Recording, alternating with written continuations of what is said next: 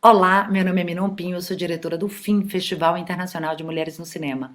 Estou aqui para dar as boas-vindas a todas, todos, todes que estão acompanhando essa transmissão online do Paradiso Multiplica, que integra o programa formativo do festival nesta edição.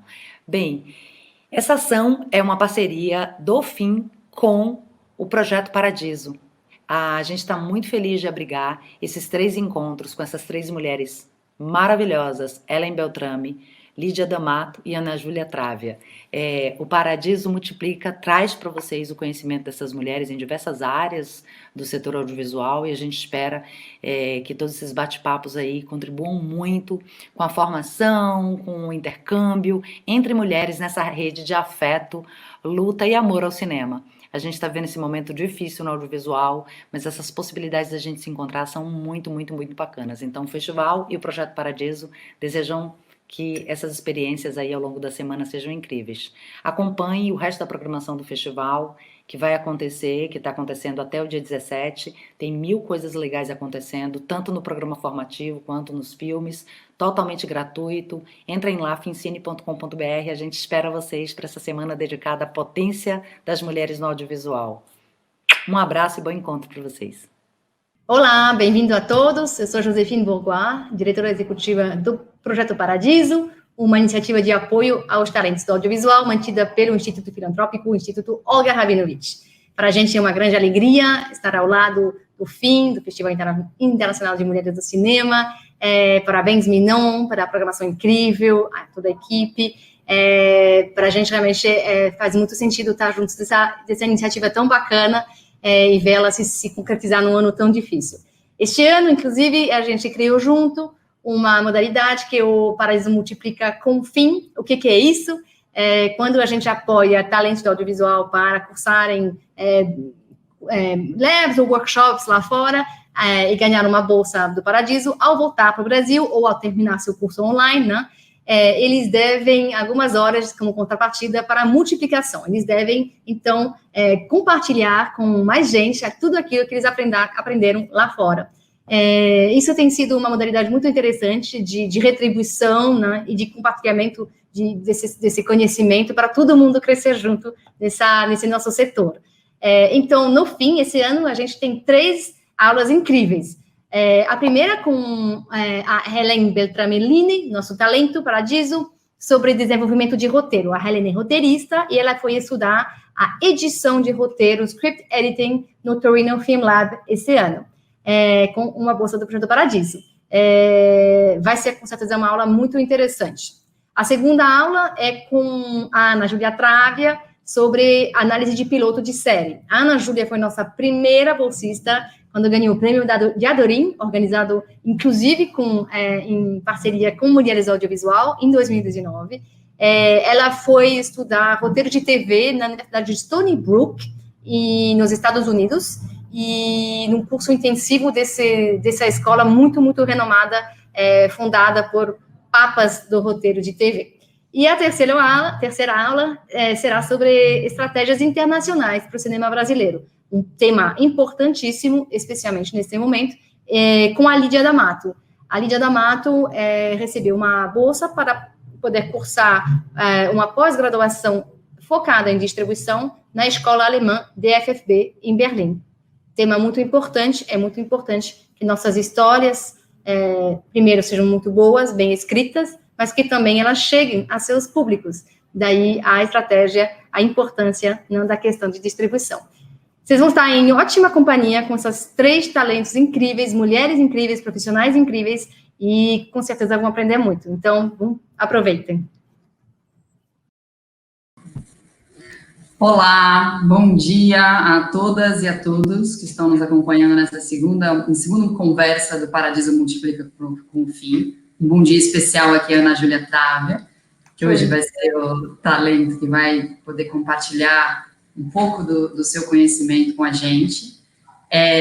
O formato desse segundo encontro vai ser assim, queria falar para vocês. A Ana Júlia vai fazer uma breve fala inicial e ela vai discorrendo sobre os assuntos e a gente pede para que as perguntas, os comentários, vocês já enviem, que eu vou filtrando aqui pelos comentários para poder passar para a Ana Júlia. Ou seja, as dúvidas de vocês e os comentários também vão nos ajudar a guiar um pouco a conversa e para onde vai esse fluxo. Então, sim, participem, perguntem, comentem, que vão ser muito bem-vindos, de verdade. Nada de timidez, de vergonha, não existe pergunta burra, não existe pergunta que não precisa ser feita. Aproveitem esse momento, o Paradiso Multiplica é feito exatamente para isso, para que mais gente possa aproveitar de uma forma muito democrática e participativa dos conhecimentos que outras pessoas puderam adquirir. Eu vou ler rapidamente a bio da Ana Júlia, que é um pouquinho mais extensa do que a gente colocou na divulgação. Acho importante todo mundo conhecê-la um pouquinho melhor. Primeiro que a gente tem um carinho enorme, né, pela Ana Júlia, como a Josefine falou no vídeo dela. O fato dela ser a nossa primeira bolsista foi o primeiro talento com quem eu conversei quando eu entrei para trabalhar aqui no projeto da Paradiso. Não sei se você lembra, lá atrás, em julho de 2019. Então, é uma alegria muito grande para a gente mesmo poder contar com ela aqui no Multiplica. A Ana Júlia é roteirista, diretora, editora e produtora formada no curso superior de audiovisual pela ECA da USP. Ela produziu 2 curtas-metragens na graduação. Ela também montou curtas, entre ele Paripatético, que foi em 2017, e foi vencedor do prêmio do júri do Festival de Brasília. E ela também montou o curta Você Tem Olhos Tristes, vencedor do melhor montagem de curta-metragem no Festival de Gramado deste ano, que inclusive é com alegria que a gente mostra ali do ladinho da Ana Júlia o Kikito que ela recebeu há pouco tempo. A Ana dirigiu os curtas que foram selecionados para a mostra Foco da Mostra de Cinema de Tiradentes, o curta Sample, vencedor do edital de cultura inglesa do festival, e também Entenda o Processo Colonial em 5 minutos, integrante da peça Black Brecht, e se Brecht fosse negro. Venceu a 3ª edição do NetLab TV na categoria Social Video com o projeto da série Minha Querida Vagina. Foi assistente de roteiro da série Ninguém Tá Olhando, criado por Daniel Rezende. Atualmente, ela coordena o núcleo audiovisual do jornal Alma Preta e integra o coletivo de artistas negros Legítima Defesa. A Ana, aqui no projeto da Paradiso, foi a vencedora do prêmio Dia Dorim, como a Josefine já falou, e ela recebeu a Bolsa Paradiso para o curso intensivo de verão do programa de mestrado em roteiro de TV da Universidade de Stony Brook em 2019. Com certeza uma experiência muito bacana, tudo isso que ela já fez aí pela vida e muito do que fará, né? Ana, eu vou deixar agora o espaço aqui todo para você, e eu vou te falando dos comentários, tá? Conforme você vai falando. Já quero dizer que está todo mundo aqui desejando bom dia, gente dando parabéns, dizendo que está muito animada para essa aula. Então, bem-vinda, um beijo para você e vamos falar muito aqui. A gente deve encerrar lá por volta de 11h30. Tá certo. Bom dia, obrigada pela apresentação. Eu acho que está só um pouquinho desatualizado, que o ano passado que eu fui coordenadora audiovisual da Alma Preta, e atualmente eu sou... não, mas eu já mandei há pouco tempo, na verdade. Ficaram falando, e eu mandei bem em cima da hora, então não tem problema nenhum. Tá. E atualmente eu estou trabalhando mais como roteirista freelance mesmo, né? No começo do ano eu fiz uma sala na Conspira, e atualmente eu estou aí entre salas agora, mas focando nos meus projetos pessoais também, inclusive o projeto que eu comecei e desenvolvi bastante lá, na Storybrooke com Alan Kingsbury. Então, para falar de piloto, eu acho que é bem interessante a gente falar de piloto de série, porque o piloto é a apresentação da sua série, né? Ele tem esse nome, né? Já, tipo, isso não é o primeiro episódio, é o piloto, e ele tem que ser como se fosse...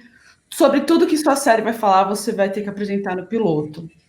Então, ele é um documento, né? Ele é uma peça literária, né? Muito difícil e que tem que estar bem estruturada para as pessoas realmente entenderem que você escreve um bom piloto, assim, né? E quando eu fui... E essa era a grande diferença, uma grande diferença do mercado americano para o brasileiro, né? Porque o Alan, ele dava muitas dicas para a gente aprimorar o nosso piloto, principalmente porque o piloto, ele é uma peça de venda fundamental, né?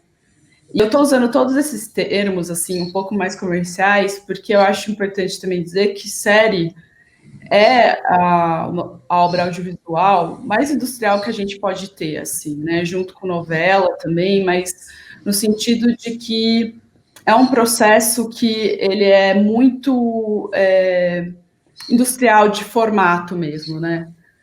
A Ana Mulaer, inclusive, né, no curso que o pessoal aqui do FIM disponibilizou durante esse final de semana, que eu tive a facilidade de ver, ela fala muito isso, que roteiro para série é muito sobre formato, e eu acho que ela tem razão, sabe? Principalmente porque você tem que respeitar, né? Tipo, o canal manda e tem a produtora, enfim. Ser autor de série e de novela é muito difícil, porque você tem não só o público-alvo do espectador, mas você também tem que atender às expectativas do canal, né? Do player, que a gente chama. Então, o Alan, ele compartilhou com a gente diversas ferramentas, e a gente focou muito no primeiro ato. E é muito importante eu dizer que a primeira página do seu roteiro de piloto, ela é a mais importante, e normalmente é nela onde vai estar o teaser. E o teaser, né, tipo, traduzindo um pouco literalmente, ele é isso, ele é a provocação e o que vai instigar o seu espectador a continuar vendo a sua série. E por que a gente tem o teaser? Por que a gente já não começa contando a história e tal? Se a gente for pensar, né, eu acho que a gente tem uma desvantagem em relação ao cinema quando a gente fala de série, e essa desvantagem está numa hashtag que eu chamo disputa de atenção. Na verdade, não só eu, mas tipo executivos de TV, todo mundo sabe que hoje uma das maiores coisas que um criador precisa enfrentar é essa questão de disputa de atenção. Por quê? Porque série você vai consumir na sua casa, você vai consumir no seu computador. Hoje em dia a gente sabe que muita gente consome série no celular, em transporte, né? Consumia principalmente antes da pandemia no transporte público, né? E na TV. E em todos esses aparelhos, você tem como acessar o quê? As redes sociais. Então, as séries, elas não disputam só com todos os canais, todos os players, né? Todos os VODs que tem, mas também disputa atenção com as redes sociais. Então, você disputa atenção com WhatsApp, com Facebook, Instagram, agora TikTok, enfim, cada dia que lançar uma rede social nova, você vai estar disputando atenção com isso, e é muito importante, então, que nesses primeiros minutos do seu piloto, você consiga instigar a pessoa para ela te dar a chance de você conseguir desenvolver a sua história nessa meia hora, que ela falar, beleza, você me comprou nesses primeiros minutinhos aí, agora eu vou sentar aqui, vou ficar com você por meia hora, ou uma hora. Então, com esse pacto selado, você tem a obrigação de entreter essa pessoa da melhor forma possível, tá? E uma das questões, uma das dificuldades que eu tive, assim, de enfrentar até em mesas mesmo, em trabalho, e que eu acho que o mercado brasileiro está começando a enfrentar atualmente, e a gente está começando a discutir cada vez mais sobre o piloto, e esse encontro aqui tá mais do que uma master, porque é isso. Eu também estou em eterno aprendizado, assim, tipo, tem muita coisa para se aprender sobre escrita, e a gente aprende principalmente escrevendo, muito mais do que analisando, mas isso eu já vou falar logo em seguida. Uma coisa muito importante sobre série, gente, e que eu falo isso na coordenação, eu coordeno um grupo de roteiro, que também a gente faz encontro todas as quartas à noite, é o tema. E por que eu falo isso? Vou citar de novo, a Ana Blair, ela traz e fala, olha, o tema é importante porque ele vai te segurar em momentos de crise. E eu também concordo com ela, mas e na série, ele vai te ajudar, ele vai te orientar, e a Carol Rodrigues, ela fala que é uma roteirista brasileira, né, que fez 3%, e ela fala, o tema é o seu mapa.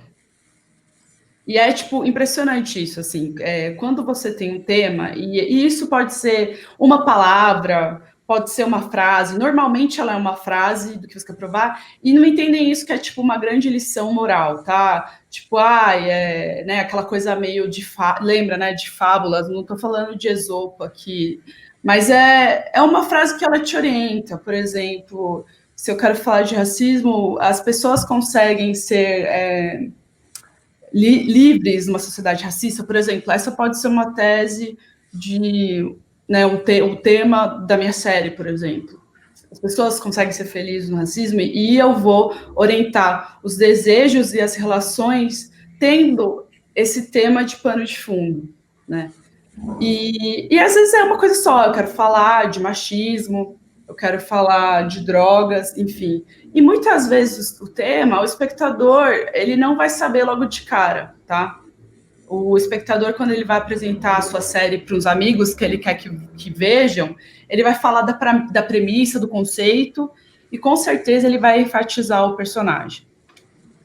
Porque é exatamente isso.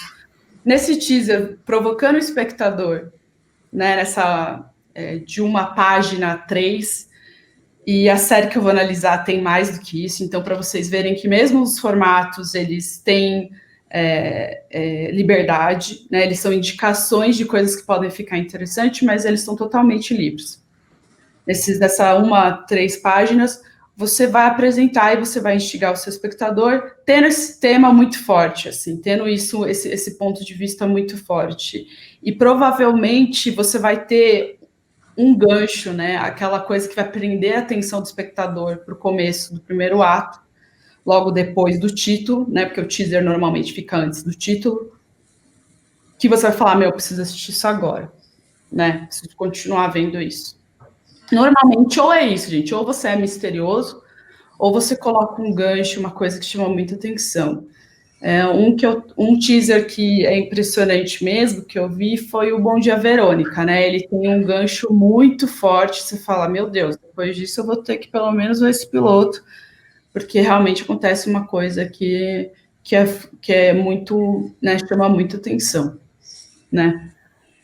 E aí, uma das coisas que a gente vai falar, e aqui eu tô falando de coisas já, gente, entendendo que vocês já sabem de história, né? Já sabem o que é uma história, já sabem o que é premissa, já sabem o que é conceito, e essas coisas mais fundamentos, eu não vou passar, mas se alguém tiver alguma questão, pode perguntar. Mas eu sinto que, enfim, se a gente está aqui já falando de piloto de série, eu tô, né, inferindo que vocês já sabem de alguma coisa, né? Tipo, já tentaram escrever ou querem escrever e estão estudando sobre isso. Então, a gente tem o seguinte, quando você vai apresentar esse piloto, pelo menos nos Estados Unidos, você tem que mostrar que você sabe contar a história, que você entende do formato e tal. No Brasil, cada vez mais, né? Antigamente, a gente tinha bíblias enormes, né? Em que os canais recebiam umas bíblias de 50, 40 páginas para provar que muitos realizadores tentando provar com esses documentos enormes que tinha história para ser uma série, né? E atualmente esses documentos que você entrega, principalmente para venda, eles estão ficando cada vez menores, né? Tipo, o ano passado já falavam em 20, 15 páginas, esse ano já estou falando de 5 e 10 páginas, porque imagina, né? Um executivo de TV recebendo, sei lá, 200 projetos por mês. Imagina todo mundo entregando 40 páginas, assim. É óbvio que a pessoa, ela vai ler a primeira página, vai ler lá a sinopse de venda e vai dar uma chance. Assim. E normalmente, gente, tipo, nas primeiras 5 páginas ela entende se é uma série que ela quer realmente desenvolver, quer conversar mais, quer saber mais. 40 páginas é uma loucura, é a gente querendo, né, é uma coisa meio literária, né, já começa a virar livro, assim, e quem gosta muito, quem é mais, né, da parte literária, que é pro audiovisual, ama. Eu sou mais do audiovisual, então eu amo, quanto menor fica, melhor para mim, assim, porque é realmente esse trabalho de fazer uma bíblia, né, que é esse documento base para a série, que vai orientar todo mundo, né, a bíblia orienta não só a mesa de roteiro, mas ela orienta também a direção de arte, a própria direção, enfim, a produção, ela vai orientar todo mundo. Então, é um documento que, assim, é da produção, né? Depois que termina, mas não é só para os roteiristas desenvolvendo os roteiros. Enfim. E aí, o Alan ele separou para a gente em 2 tipos de piloto.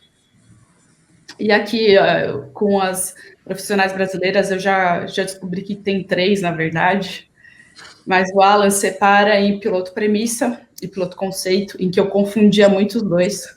Mas o piloto premissa, ele é um piloto em que o incidente citante ele vai estar nele. O que é? Isso quer dizer, ele é um piloto muito de apresentação e todo o resto do universo, todos os outros episódios são muito diferentes dele. O piloto ele vai apresentar aquele universo e vai mostrar por que as coisas mudaram, né? Então, a gente tem vários pilotos premissas que são icônicos, né? Lost é um piloto premissa, Breaking Bad também. E agora tem o piloto conceito. O piloto conceito, ele é aquele piloto que, assim, é mais ou menos um episódio típico da série. Normalmente ele é muito vinculado às séries que a gente vai chamar lá quando, né, na TV, né, que a gente ainda não tinha o on demand, a gente vai chamar dos procedurais, né, em que tem o caso do dia e que o arco se fecha ali, acontece alguma coisa. E normalmente são séries em que os arcos, o arco longo, ele é muito mais esparso, né? Aquele tipo de série que você consegue, às vezes, assistir um episódio e não assistir o outro e entender tudo, sabe? Eu vou assistir aqui avulso, entendi tudo, não preciso ver o próximo, nem ver o anterior, já entendi mais ou menos as relações. Mas tem séries que misturam isso, atualmente está cada vez mais misturado, e o caso da série que eu trouxe também, ela é bem misturada nesse sentido. E, por exemplo, Mad Men é um piloto conceito, né? A gente começa com um personagem ali, e Mad Men é uma série icônica também, né? Que ela é usada como... Não, e em Mad Men que isso acontece, né? Muita gente fala de Mad Men porque realmente é uma série bem ousada, e ela é bem procedural, porque é isso, você vê lá o protagonista, que eu esqueci o nome agora, ele tá... É o Don Draper, né? O Don Draper. Ele está tentando ali vender um cigarro, né? Ele tá o caso do dia dele é ver se ele está em crise, será que ele vai conseguir esse cliente? E normalmente, muitas vezes, é sobre isso, né? Sobre será que eu vou conseguir fazer vender esse produto? E normalmente ele consegue porque ele é um cara muito bom. Ele é o ótimo, ele é o vendedor e tem diversas outras questões. Normalmente, né, tipo, a galera comenta que os executivos de canal gostam muito de piloto conceito, mas a gente, como consumidor, né, e como, né, estudantes e aspirantes a escrever, a gente percebe que muitas séries, elas têm piloto premissa, né, as séries que a gente gosta. Muitas. E eu sinto que isso também tem super a ver com... Isso é uma coisa minha, tá? Uma teoria que eu tô tirando um pouco da minha cabeça, mas também tem a ver com, acho que com binge watch, né? Que o VOD proporcionou pra gente. Então, a gente dá mais chances, na verdade, do que a gente daria para um... imagina, né? Esperar uma semana, parece uma loucura hoje em dia, né? Esperar uma semana para ver o próximo episódio, né? E hoje em dia você pode seguir, porque você vê o segundo episódio e vê se eu quero continuar ou não assistindo isso. E atualmente, né, a Jaque Souza, a Camila Agostini, duas roteiristas super experientes, elas abriram a minha mente e falou, não, então, na verdade, existe um tipo de piloto que ele é mais contemporâneo e ele é a mistura desses dois. E, normalmente, o primeiro ato, ele é um pouco mais com premissa, então, aquele mundo confortável do personagem, que vai ter um incidente excitante, e, às vezes, esse universo confortável do personagem, dependendo do tamanho da sua série, de como as coisas estão sendo desenvolvidas, vai até o segundo ato ali, né? Lembrando dessas divisões né, que normalmente é feito primeiro, segundo, terceiro ato, em televisão, por conta quando existia, né? Quando tem propaganda, tem até 5 atos, né? Aquela coisa de bloco. No próximo bloco, você não pode perder. E uma das séries que eu acho que tem um pouco disso se eu não me engano, é o Big Little Lies, assim, né? Que isso acontece em que você vê as personagens se juntando ali no final do piloto, no meio tem, no meio, mais pro final tem as criancinhas tendo um incidente com as crianças na escola, e que você não sabe qual criança está sendo ali abusiva, enfim, com as outras. Mas você entende que já teve uma aliança entre as esposas, né? Já do piloto. Então, ele é um pouquinho mais misturado. A maioria, atualmente, é misturada. É uma premissa que dura até a metade e ele vai já entrar no universo novo do protagonista. E outra coisa que eu acho importante dizer sobre o piloto, gente, o piloto é quando você vai mostrar a sua premissa, vai mostrar, tipo, sobre o que sua série é, o que o seu protagonista quer, o que ele está indo atrás, quais são os obstáculos que ele vai ter que enfrentar. E os outros episódios são muito mais se o seu personagem, se o seu protagonista, ele é envolvente o suficiente para o espectador acompanhá-lo naquela jornada, tá?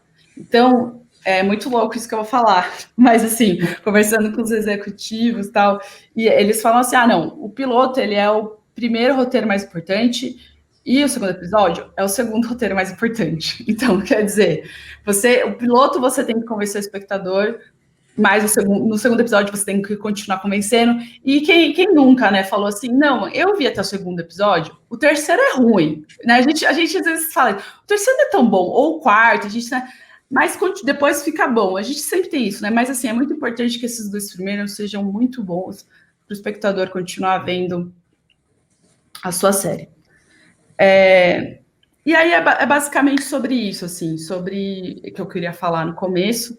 O piloto, ele vai apresentar a sua temporada, e ele vai apresentar, e como que ele vai fazer isso? Ele vai apresentar as relações que são principais, e ele vai ser muito claro com o tema, né? Eu acho que é muito difícil não usar as palavras didático e expositivo. Muitas vezes os roteiros dos pilotos são didáticos e expositivos. Eu acho super. Se você começa a analisar eles, pausar, você fala, caramba, ela falou na lata sobre o que é a série. Ela falou, ele falou o nome dele, né? Aquela cena do Walter White, né? Pegando no final ali do teaser do Breaking Bad, pegando uma câmera e dando o RG dele, né? Ele dá o RG dele pra gente. Ele fala, eu sou fulano de tal, tenho não sei quantos anos, tenho uma família. Ele fala que ele é super expositivo. Mas como você tá entretido e como aquela cena é tão louca, aquilo faz super sentido. Aquilo, enfim, a gente consome aquilo e fala, não, é isso aí, tá certo, entendeu? Não é uma coisa que você trata ao espectador, não, agora eu vou te explicar e presta bem atenção. Você tá envolvido, né, naquela cena super, né, é isso, ele tá de cueca no deserto, gente, e tem uma sirene no fundo, então, assim, faz sentido eu ser expositivo nesse momento, entende? Mas aí, pra gente construir uma cena dessa, sendo iniciantes, né, aí é muita relação, é muito estudo, né, enfim, o cara já tinha trabalhado no Arquivo X, então ele tem alguma vantagem sobre a gente. Então, só uma pergunta rápida. Quando os profissionais vão escrever o piloto, eles vão na teoria e falam, este será um piloto premissa, ou este será um piloto conceito, ou isso vem e depois do resultado, isso foi conceito, isso foi premissa. Ou antes de começar, eles vocês já pensam em conjunto qual é o estilo que vai ser o piloto? Isso é discutido antes? Não, então, não, tipo, nesses termos, não necessariamente, né, tipo, e é exatamente isso que eu estava falando no começo, né, as ferramentas de análise não são necessariamente iguais às ferramentas de criação, né, mas o que eu acho muito importante da gente notar em piloto premissa, e que dá muito certo, e que ajuda a gente a entrar na história, normalmente é aquele personagem em que ele é o novato no universo. E isso, por exemplo, no Mad Men, o Don Draper não é um novato. Ele não vai, ele está inserido lá na agência, ele já é um profissional muito bom, Mas a gente vai entender mais sobre como funciona todos esses esquemas da agência com a PEG, né? Que é a estagiária. Então, com a PEG, a gente aprende mais ou menos como que funciona aquele escritório, entendeu? Então, no piloto do Mad Men, que é considerado um conceito, tem o fato que traz um refresco. Por que eu estou começando nesse dia? Por que eu comecei a série nesse dia? Porque a PEG está entrando. E porque o Don Draper está com uma dificuldade aqui, por exemplo, né? Porque se fosse um dia, por exemplo, que ele está... Não, hoje eu estou ótimo, eu vou conseguir tirar de letra essa campanha aqui, não tem nem muito por que começar, né? Normalmente, o premissa, ele sempre traz o cara novo, o novo olhar, e normalmente as outras relações, elas já estão estabelecidas, mas é pelo olhar desse cara que a gente vai entender como elas funcionam. E a maioria é assim, gente, a maioria é assim. Pensando Sex Education, eu acho que acho que a menina loira que chega, sempre tem alguém chegando, ou se não é aquela coisa do cara, do principal, tá se mudando, né? Tá de mudança, ele chegou num novo trabalho. É muito difícil, assim, ser diferente disso. Agora, assim, por cima, por exemplo, Fleabag, né, que eu dei como exemplo, não. Ela é uma mulher que tá quebrada, ela precisa de dinheiro, mas ela não tá nova naquele mundo. Inclusive, ela tá, né, com questões muito profundas ali. Mas, por exemplo, Atlanta é sobre o Earn se aproximando do primo, né? Percebendo que o primo pode ser um sucesso ali naquela indústria do rap, nessa cidade que é Atlanta, em que, teoricamente, os negros prosperaram mais do que tudo, mas a gente vê que eles são dois negros que estão ralando ainda. Então, muitas vão adotar esse artifício. É interessante mesmo. Uma das dificuldades, uma das coisas que a gente sente, que eu já senti em sala de roteiro, é essa. Por que eu estou começando agora? Por que eu começo a minha história hoje? Sabe? É uma crise, assim, de repente a gente tá lá no flow, falando, não, foi muito legal. Mas, gente, por que é hoje? Todo mundo fica assim, meu Deus, a gente ficou 3 horas conversando, a gente já fechou várias coisas, e realmente, então, eu acho que isso é uma coisa que a gente precisa entender, assim. E aí, ter esse tema, gente, é muito fácil na cabeça, em que, né, o head writer, que é o chefe da mesa, e o showrunner sabem, isso vai facilitar o trabalho de todo mundo. Muito, assim, muito. Muito mesmo. Mais do que a gente fica muito no personagem, eu acho que os brasileiros estão conseguindo superar uma questão de, tipo, os personagens bons. Eu acho que isso está acontecendo já, que é, tipo, o que ele quer, quem ele é, a falha que ele tem. Isso, normalmente, a gente está conseguindo fazer. Mas eu acho que a gente se perde muito em tema ainda. E que é fundamental, porque como é que você sustenta tanto tempo? E não só tema, né? O que sustenta muito uma série é as relações dos personagens. Pensa todas as séries que, tipo, você gosta e como funcionam as relações entre os personagens, assim, né?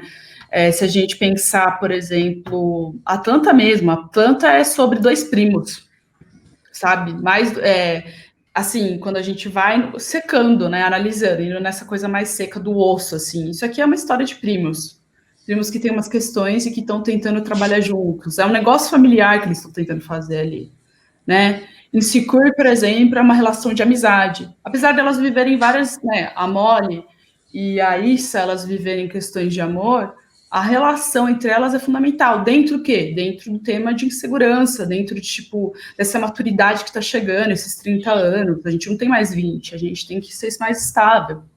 Em tudo, no trabalho, nas relações amorosas, com os pais, enfim. Mas aí é isso, dando uma viajada aqui, né? Aí eu estava falando que eu acabei escolhendo Euforia para trazer aqui, e foi um desafio para mim, assim, porque eu assisti Euforia 2 vezes já, e foi a primeira série que eu fiz isso, de assistir 2 vezes, E eu acho que é uma série super difícil, assim, de entender muitas coisas, porque, assim, entrando na primeira página do Google para ver se tinha umas grandes discussões, não tinha muito material, assim, mas também não vou dizer que eu, nossa, pesquisei muito, mais ou menos. Queria ver o que as pessoas sentem ali, e as pessoas falam muito que Euforia é sobre jovens, droga, bullying. E eu falei, mas tá meio estranho isso aqui. Como que é sobre isso e tal? E eu trouxe para a gente analisar o Euforia hoje e para a gente tentar entender sobre o que é e como os personagens são apresentados, assim. Isso eu vou focar mais, mas a gente vai conversando sobre o piloto inteiro. Eu quero que vocês perguntem, assim, fiquem à vontade, eu não sei se tá dando para entender. Mas o Euforia, ele é uma série que começa com um teaser muito longo. O teaser de Euforia, ele tem, basicamente, aí, ele é quase um curta-metragem, ele termina em si, ele tem uma história, e ele dura 6 minutos. E eu falei, caramba, eu fiquei 6 minutos tentando entender sobre o que é essa série, e começa de um jeito muito inusitado, Euforia, né? Ela começa como... Ah, não, eu tinha feito a promessa de que se tivesse pergunta eu ia responder, mas tá tranquilo, né? Tá tranquilo, não, o pessoal dando bom dia, algumas pessoas chegando, mas não tem pergunta ainda. Aliás, se você, Tá é isso que eu certo. falei no começo, pessoal, se quiserem fazer perguntas, bem-vindas, tá? Vamos lá. Já teve uma pergunta aqui rapidinho, Ana, que entrou agora. Se você teve acesso ao roteiro de Euforia, você leu? Não, eu não li o roteiro. Então, é exatamente isso também que é isso que eu tô falando. A gente está analisando no último estágio, né, de exibição. A gente não está pegando a Bíblia de Euforia, a gente não está pegando o roteiro, né? Isso é uma questão. A gente está vendo como, depois de passar por tudo, né, da produção, da pós-produção, da distribuição, do marketing e da exibição. Então, assim, é isso que eu falei no começo, tipo, as ferramentas de análise podem ajudar a gente a encontrar meio fraquezas no nosso processo de escrita, né, e inspirações, mas elas normalmente não são ferramentas de escrita, sabe? Muitas vezes, assim. E para mim, essas são um pouco as questões de diversos manuais, né? Os manuais, eles conseguem perceber os movimentos e tudo e tal, mas isso é depois da escrita, né? Tipo, então a gente fica um pouco nesse escuro, assim, de tentar entender como é que foi, mas eu acho que não tem problema nenhum, assim. Eu acho que, inclusive, foi um desafio bom para mim. Eu gostei de ter assistido Euforia e tentado entender todas essas questões e como as pessoas são apresentadas. O Euforia e a HBO, ela tem um formato um pouco diferente das séries que a gente costuma ver, né? A gente tem normalmente aquela separação básica lá, né, meio que é as séries que têm arco longo, né, em que em cada episódio vai funcionar principalmente explicando a trama principal, e as séries que são procedurais e que tem o caso do dia e ela termina ali. Às vezes as procedurais têm esse arco longo bem assim, né, rarefeito.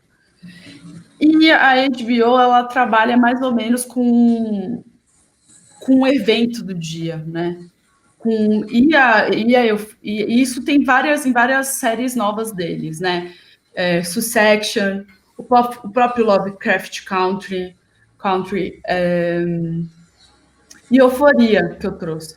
O Euforia, o legal né, são 8 episódios, 6 personagens principais, e cada episódio é para um personagem.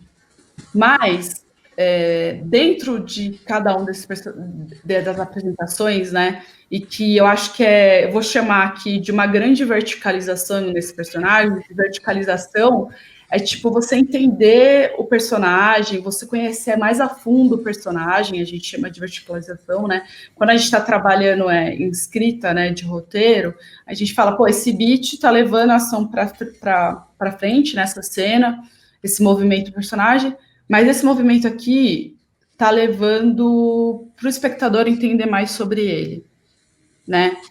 E o Euforia funciona assim, cada dia é uma pessoa que eu vou conhecer mais, um protagonista, E, ao mesmo tempo, tem um trama muito principal ali na euforia que vai acontecendo, que é a chegada de uma pessoa nova. É a chegada da Jules, que é a menina trans, nessa cidadezinha do interior.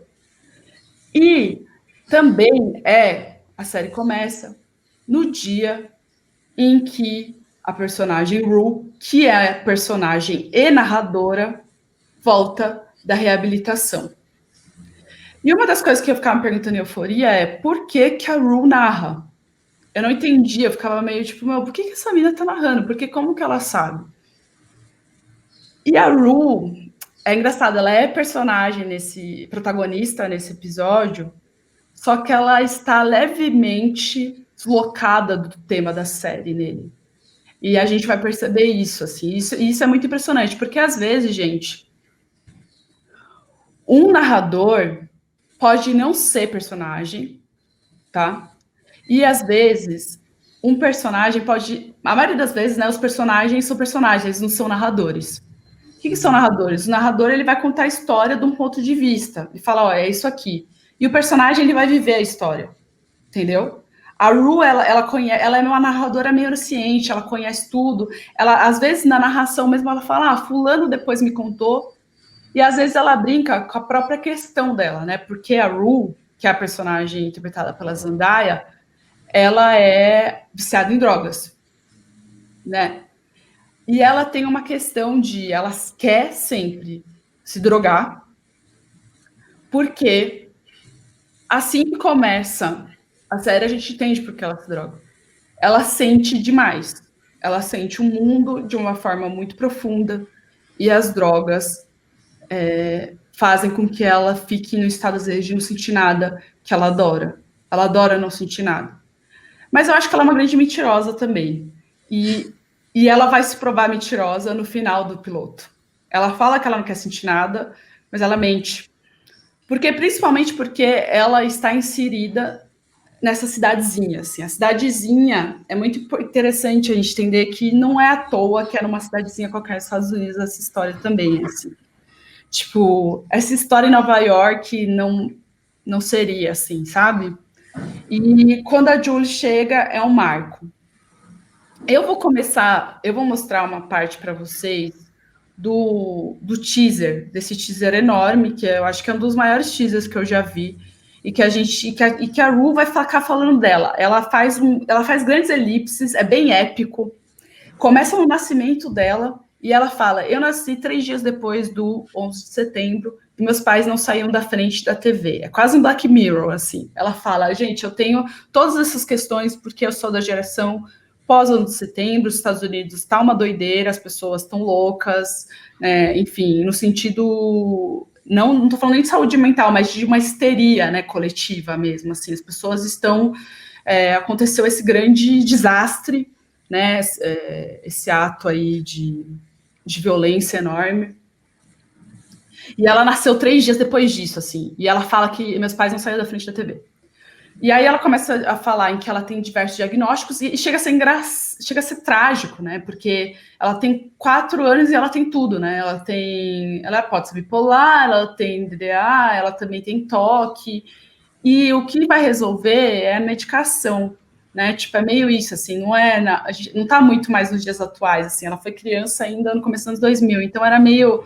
Não tem jeito, essa menina tem que ser medicada, assim. Essa é a solução para essa classe média americana desse interior, ser medicada.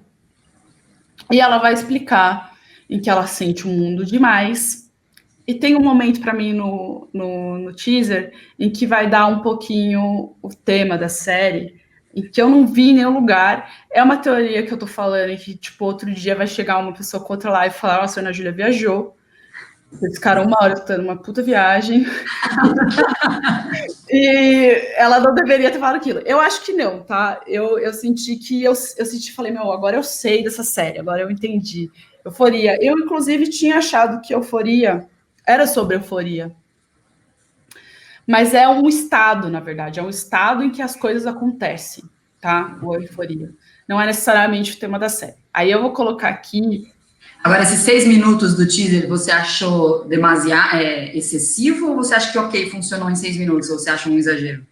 Não, Eu acho que, na verdade, funciona porque ele justamente dialoga com a velocidade que a gente consome as coisas. E eu acho que é um pouco... É isso que eu queria saber desse teaser. Se ele é escrito assim, ele é cheio de... Ele é muito épico, né? Ele começa no nascimento, vai para a infância, depois vai para a adolescência, então ele tem grandes elipses. Eu entendo uma vida em 6 minutos. Você entende? Eu entendi uma vida de uma adolescente em 6 minutos. Então, tipo, para mim foi ok. Né? Porque, enfim, pensando em como a gente consome informação, eu acho que foi muito bem feito, assim. Tipo, eu contei uma história louca, né? Parece um pouco o épico do Up, assim. É quase o comecinho do filme Up, sabe? Da Pixar. Que você vê uma família... né? O ápice e a queda de uma família, assim. Você fala, caraca... Muito rápido, né? Mas eu acho que na Pixar, eu acho que é até 3 minutos, eu tô achando. Assim, lembrando que eu lembro que eu fiquei impressionada também, e analisando, eu acho que é 3 minutos, não chega a ser 6. Mas tem a ver com as sensações, assim. Eu acho que é muito importante isso em Euforia, que tem a ver com a direção de arte, com a montagem, com a direção, uma sensação que eu quero passar. Tipo, é meio ficar... É isso, você fica nesse lugar, eu quero saber o que vai acontecer agora, né? E aí, eu vou colocar aqui, para mim, essa minutagem acontece aqui, parece... Vou colocar aqui, tá? Tá, estamos vendo a sua tela aqui. Você vai colocar um trechinho. Esse trechinho aqui para mim, em que a Ru, ela tá indo para a escola com a irmã, e é muito engraçado já, porque tá rolando umas elipses muito loucas aqui, tá? O que é importante nesse teaser é acompanhar a trajetória da Ru no nível de sensações, porque se a gente for falar de temporalmente, ele dá saltos enormes, ele vai e volta, tem muito já. Desde o teaser, tem flash forward e flashback, entendeu? Então, é uma história pelas sensações, não muito pela... eu tô respeitando totalmente o tempo. Não, não tá, sabe? Então, eu vou pôr aqui uns segundos.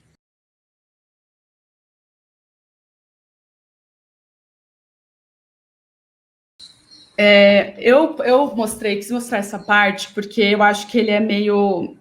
Já passou, né? Quase, é isso, ele começou no 4 minutos do teaser, em que a Ru explicou que ela tem essa questão com remédio já, tem questões de saúde mental muito sérias. E eu achei importante essa parte, porque ela fala, né? Tipo, olha, você não pode ficar bravo comigo. Eu não construí o sistema. Eu nasci assim e, tipo, não fui eu que ferrei, não fui eu que... A questão não sou eu. A questão é tudo isso que tá aqui. E eu acho muito impressionante que o moleque mostra essa cena de sexo para ela. E ela fala, meu... E aí corta para ela cheirando. E eu acho isso muito impressionante, porque eu não tinha valorizado muito isso na série. E a questão da liberdade sexual da geração Z é uma questão. Mas me faz perguntar, será que essas mulheres são tão livres assim, essas jovens? E percebendo o piloto, aqui já pelo teaser, a gente vai ter as apresentações dos personagens, mais ou menos, porque são 6, gente, é muita gente para apresentar. Eles ficam mais ou menos até os 15 minutos apresentando todo mundo, que são, eu listei elas aqui, né? A Jules, a Ru, a Cat, a Mad, a Casey, o McKay e o Nate. O Nate, ele é o vilão.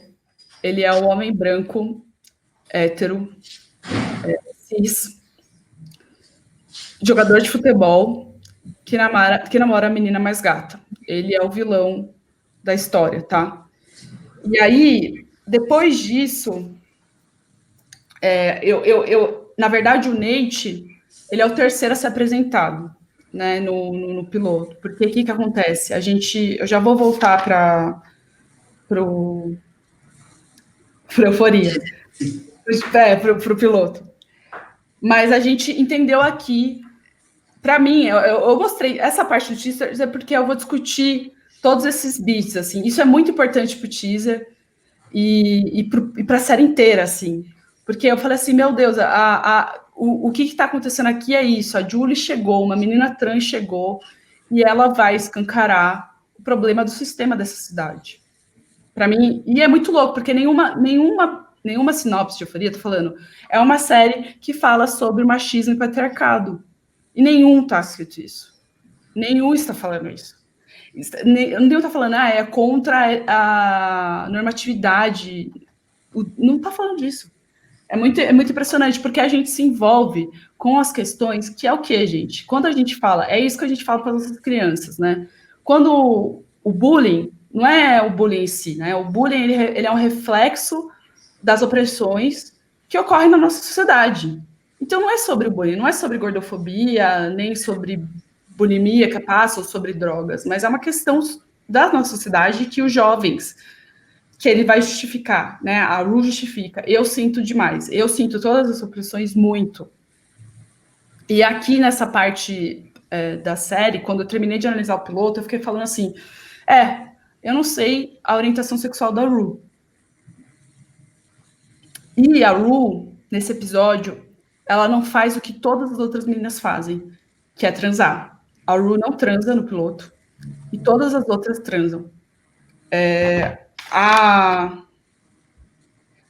Aí eu vou fazer o seguinte, eu vou mostrar o desejo da Ru, em que a gente vai encontrar essas duas outsiders, que é a Ru e a Jules. Porque a Ru tá com o olhar renovado. Ela saiu da rehab. E a Jules é uma menina que tá chegando agora. Chegou 2 semanas antes das aulas começarem. Né? E aí eu vou mostrar essa partezinha aqui, que eu vou ter que avançar um pouco, em que a Ru está saindo do rehab, e a mãe dela fala, você está começando uma nova vida, e ó, cara, que ela faz, ela, nossa, legal, nova vida aqui, hein, mãe? E ela tá...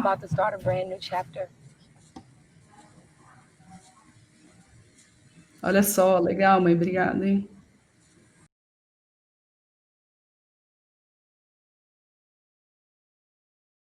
É exatamente isso. Ela fala o que ela quer. Eu que saio do rehab, eu não tenho a menor intenção de ficar sóbria. E é isso que ela vai fazer o piloto inteiro. Ficar sem intenção de ficar sóbria. Aí os próximos movimentos dela é encontrar o traficante local, em que ele fala, fiquei assustado, você me assustou pra caramba. Aí ela falou, não, imagina, me dá aí o rolê.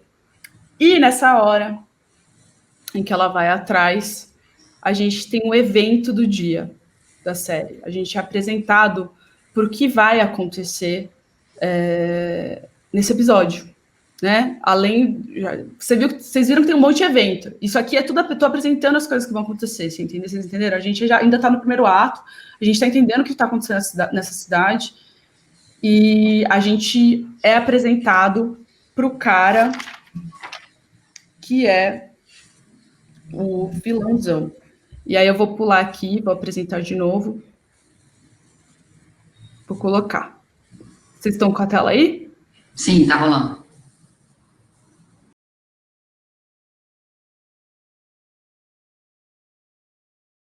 Eu acho que é bem importante a gente associar esse momento com aquele momento do teaser que eu falei. Que ela falou, esse sistema é ferrado, e ela volta aqui. Esse cara tentou pegar na minha bunda. Isso é a América. Tipo, então, você entende? Assim, eu acho que ela tá pincelando, e isso tá e acontecendo todos os querer dela, quer usar droga, mas ela tá apresentando a questão da cidade, que é um espelho do que é os Estados Unidos. Esse cara é o espelho do que é. Então, esse cara... e ela vai dar, pela voice-over, ela tá falando que vai acontecer uma treta. Ela já tá falando pra gente, ó, antes da treta com... E anunciando tudo pra gente. Eu vou conhecer essa menina, mas ainda não conheceu. Então, a gente tá trabalhando com expectativa. E olha só o que ela tá fazendo. Ela tá dando spoiler. Ao mesmo tempo que a história tá acontecendo, ela tá dando spoiler. Eu vou conhecer aquela menina, aquele cara vai fazer alguma coisa com a Jules. E a gente tá assistindo. E vocês falam que se importa com spoiler. E a personagem tá dando... Antes, assim, eu mostrei pra vocês aqui menos de 12 minutos da série. Ela deu tudo o que vai acontecer. Entendeu? Ela falou, ó... Eu conheci só esses 3 até aqui, tá, gente? Até os 11 minutos, eu tenho mais 4 para apresentar, tá? E que aí que eu acho que são estruturais. Então, a gente descobriu que a Rue, ela quer se drogar, e o Nate foi buscar, ali naquele momento, drogas para uma festa. E aí tem uma coisa muito legal desse piloto, e que eu podia estar analisando ele pelas sequências de bicicleta da Jules. A gente podia só fazer esse exercício aqui, analisando o estado emocional desse piloto pelas Jules andando de bicicleta. Porque aquela apresentação dela é maravilhosa, né? Tipo, tem aquela coisa clássica, né? Americana, aquela coisa seca. Você fala, o que é isso? Eu vou ter um novo começo nessa terra sequíssima, mãe. O que você tá falando? De repente vem um frescor andando de bicicleta, que é a Jules. Que é essa menina em que a Rue, ela torce o pescoço para continuar vendo, né? E, enfim, e é muito bonita a relação delas, né? Tipo, fica essa questão, né, jovem, sexualidade, amizade, é uma relação muito bonita. Eu gosto muito do que elas passam juntos nessa série. Aí, enfim, eu fui listando vários momentos importantes, e eu vou listar só os momentos do tema e da Rue, porque assim, a gente, enfim, já está quase 1 hora de live e eu ainda estou nos 11 minutos do piloto. Olha o tempo, mas é que, posso falar, o que você está falando, eu estou pensando aqui, você, depois que começou a trabalhar com isso, alguma vez você consegue sentar e assistir uma série sem pensar em tudo isso, puro entretenimento, porque a sensação, assim, a cena dela passando na janela, tudo bem, acho que para o espectador isso funciona, mas a gente não tem o racional disso, né? Você racionaliza agora tudo isso, porque você, enfim, se debruçou sobre isso, e você se propôs, o Euforia, fazer isso. De outras que você vê, acontece isso também, você vê um movimento ou uma fala, e puta, isso faz parte por causa disso, ou você consegue relaxar, ou não dá mais? Então, a grande questão da estrutura é que ela é invisível. Se você percebe, para mim, a minha grande questão, e aí eu vou falar, assim, para a gente, enquanto mercado, as séries brasileiras não me fazem relaxar, porque eu vejo a estrutura muito fácil. O Euforia, eu consigo relaxar, porque, inclusive, eu tive que parar, e eu duvidei que eu ia conseguir entender. Eu duvidei, porque assim que terminou esse piloto, eu queria ver o segundo, e eu falei, não, eu vou perder o horário amanhã, porque eu vou assistir essa série de novo.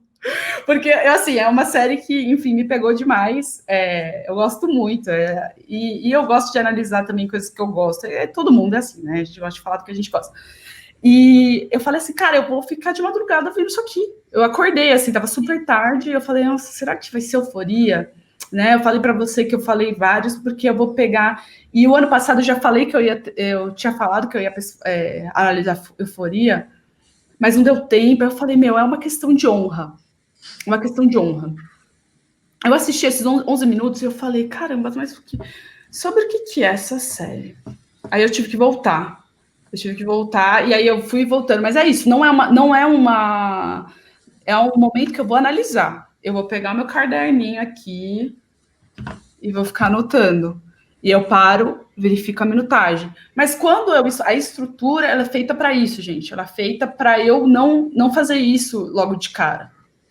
Essa é a minha pergunta, exatamente. Agora, é muito importante isso que você falou, né, das séries brasileiras, que você vê a estrutura, não querendo ver, não querendo analisar, você percebe. Eu acho que para quem, no meu caso, que sou puro espectador, talvez eu não perceba e talvez apareça assim, putz, talvez não me pegou, e aí seja esse o motivo, né, não sei, a série não me pega. Olha... Deixa eu só te falar uma coisa, Júlia. Ana Júlia, tá vendo? Eu falei que eu ia falar de Ana Júlia, agora... Pode falar. Tem duas coisas aqui, que acho que a gente não vai entrar nessa série, mas a Alexa só perguntou, já que a gente está falando da HBO, se você já viu Leftovers e se você acha que o piloto entrega bem o conceito. E a outra pergunta da Júlia também é o que falta nas séries brasileiras para a estrutura não ficar tão aparente no nosso olhar. E aí um comentário da Alexa também, que ela concorda total sobre as séries brasileiras, sempre acompanho para apoiar e torço por mais oportunidades, mas ainda dá para ver esses furos muito facilmente. Eu sei que o foco aqui é euforia, mas eu acho que faz um pouco, eu gostei dessa sua frase, quando você relaxa, quando você não relaxa como espectadora. Acho que isso diz muito sobre um produto. Então, eu acho que tem a ver com respeitar a estrutura. Acho que tem a ver com uma questão de a gente entrar no sistema mais industrial mesmo de produção de série. O que acontece muito, que me irrita muito, eu percebo que muitos roteiros, os vou falar uma coisa que eu vou ser trucidada. Eu acho que os diretores estragam os roteiros nas séries, tá? Porque temos diretores aqui na audiência, pessoal, diretores respondam sim, ou vocês são só roteiristas, mas quero saber dessa diretora também, eu sou. Sim. Eu acho que a gente tem essa coisa do cinema de autor, em que menospreza muito o roteiro, e a Ana Mulher falou no curso dela isso,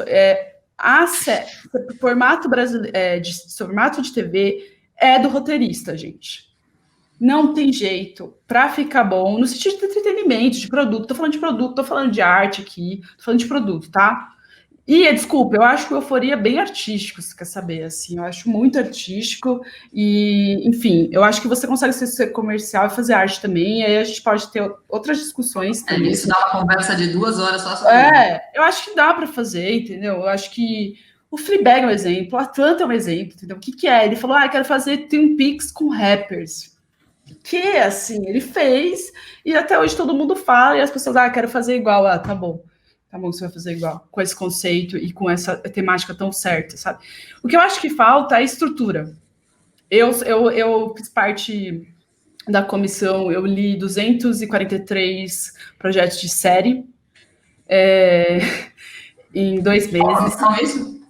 Na comissão da SPCine de série agora. E o que eu me perguntava era sempre, onde está o motor dessa série? Porque muitos projetos pareciam longas. E assim, não tem problema você fazer uma série limitada, gente, que é uma série que vai acabar, não tem problema nenhum você fazer uma minissérie, né, como a gente chama também, não tem problema, acho que não tem problema nenhum, são formatos diferentes, tipo, tem vários players que estão abertos para isso atualmente também, as séries limitadas, porque eles gostam muito de renovação. Mas você tem que saber, entendeu? Você tem que saber que você está fazendo uma série limitada. Você tem que saber qual que é o motor, você tem que saber qual que é a relação da sua série, que é importantíssima, que se essa relação não existir, a sua série não existe. Se esse personagem existir, a sua série não existe. Então, tipo, eu acho que falta algumas coisas, tipo, isso, a gente está manjando de premissa, a gente está fazendo personagens fortes, mas de repente é um personagem que não cabe na história, assim, acontece muito isso, assim. Eu tava falando com um amigo, eu assisti em binge watching Bom Dia Verônica, tá? Eu assisti em binge watching. Assisti em 2 dias. Cara, terminou a série, eu fui conversar com um amigo meu que estuda também roteiro, tá no meu grupo de roteiro, a gente discute, a gente tá estudando juntos desde o meio do ano passado, que eu fiz o curso da Júlia Prioli também lá na Barco, porque ela me conheceu lá na Stony Brook, me convidou para estudar com ela. E a gente, enfim, está estudando até hoje. E aí ele falou uma coisa que a tia dele descreveu a série, falou assim, eu comecei a ver uma mulher que estava querendo falar, né, proteger as mulheres, e de repente eu estou vendo uma série de uma vingadora anticorrupção. E aí foi uma tia que fez essa análise, eu falei, nossa, essa análise pode ir para jornal, porque ela matou a estrutura. Como que uma pessoa que é leiga mata a estrutura da sua série, entendeu? E aí, para mim, isso é tema. Se eu sei que o tema é machismo ou o tema é corrupção, como que eu costuro isso? Como que eu coloco? E para mim, às vezes, tá? Eu acho que tem vários méritos do roteiro ali, tipo, os ganchos tão fortes, a gente fica instigado, mas tem várias coisas que ali eu fico pensando, será que não foi a direção? É um problema de showrunner? O que aconteceu? Será que foi um roubo de atuação? Não, os atores que são mais velhos, eles dão uma roubada um pouco na série, e aí a gente tem que ver que o quê? Uma pessoa que sabe sobre o que é a história, que sabe que é o tema, que sabe onde o personagem tem que ir, ela vai ter que discutir com diretores que querem gastar metade do orçamento, querendo fazer um plano sequência que não vai dizer nada para aquela história. Porque se você fizer esse plano sequência que vai pegar metade do orçamento, a cena que é estrutural para o meu episódio vai cair, cara. Entendeu? Então, assim, para mim, eu acho que tem a ver com, entendeu? Eu vou falar aqui que é uma coisa estrutural e que a gente está aprendendo a fazer, graças a Deus, e é isso, os americanos também fizeram. Isso aconteceu com eles. Mais passado, eles também fizeram várias coisas, gente. A gente consome aqui o melhor que eles produzem. A gente não consome, tipo, entendeu? Tudo que eles fazem. Então, muita coisa. Eles consomem muito, então eles fazem um monte de besteira também, entendeu? O que chega aqui é o que tá disputando o M, sabe? É difícil mesmo. Mas tinha um número, não sei se isso ainda enfim, uma vez quando eu fiz uma entrevista faz já uns 10 anos, que era de cada 20 pilotos criados, produzidos, acho que um passava e virava. Também tem muita coisa que fica que a gente não vê, que talvez aqui depois sejam desenvolvidos, né? Então é muito... A concorrência lá também é bizarra. Tem uma pergunta aqui do Rodrigo, Ana Júlia, voltando para a questão da euforia. Ele pergunta, será que a montagem de Euforia também não ajudou muito a não conseguirmos visualizar a estrutura do roteiro? Pois muito poderia ter sido criado na montagem. Seria legal termos acesso ao roteiro, ele comenta. Não, eu acho que tem a ver, porque, por exemplo, o que acontece muito nos Estados Unidos, Rodrigo, é que a galera que está na mesa está na produção. Os roteiristas estão no set e eles estão ajudando a produzir o episódio muitas vezes. Se você vai pegar o MDB dos roteiristas, muitos são produtores da série. Não é à toa, porque eles precisam realmente estar do lado do diretor assim, ó. Isso tem a ver com o que eu estava falando. E não é brincadeira. E às vezes eles estão mais meio fazendo a maratona da produção, que é uma loucura, mas muitas vezes eles estão lá, tipo, a figura do showrunner não é um cara bonitão que faz um pitch, que fala, eu sou o criador da série, fica fazendo entrevista. Não é sobre isso. É um cara que vai falar, o tema, meus personagens estão costurando, eu vou conseguir entender na primeira cena do piloto e na última cena do último episódio, vai fazer tudo sentido com 8 horas de conteúdo, gente, que Euforia tem? Olha isso, tem 8 horas produzida ao longo de meses. Isso tem que fazer muito sentido, entendeu? Tem que ter uma pessoa que vai estar, assim, com aquela Bíblia na mão, assim, ó.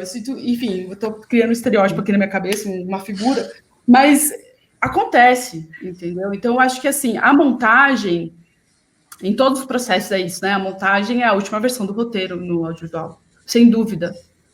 Mas a gente precisa de um olhar guia, tá? E eu não tô falando que necessariamente, gente, o criador, ele é o cara que consegue enxergar tudo.